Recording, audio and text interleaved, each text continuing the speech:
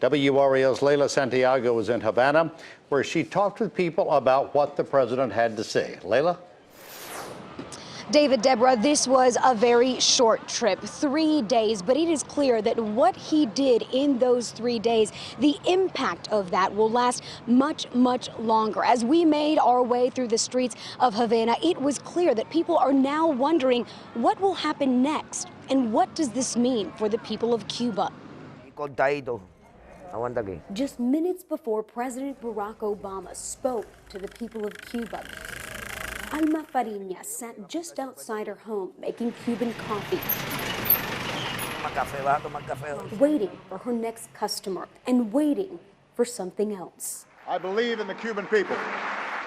Muchas cosas lindas que espero que se... These are beautiful things, she tells us. She's overwhelmed with emotions, finishing her thoughts, saying, Eso es muy cosa que yo de niña esperaba. she's been waiting for this type of change since she was a child. Why now? There is one simple answer. What the United States was doing was not working. Hay muchos cubanos que quisieron ver esto. Many Cubans died waiting for this, she says. Down the street in his one-room home, Tony Martinez is also watching the President of the U.S. This gives us a chance to look forward, he tells us, to think about the future, to think about changing. I've made it clear that the United States has neither the capacity nor the intention to impose change on Cuba.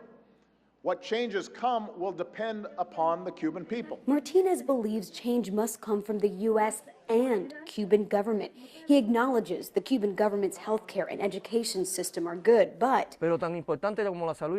just as important, he says, is liberty for the people of Cuba. El futuro de Cuba tiene que estar en las manos del pueblo cubano.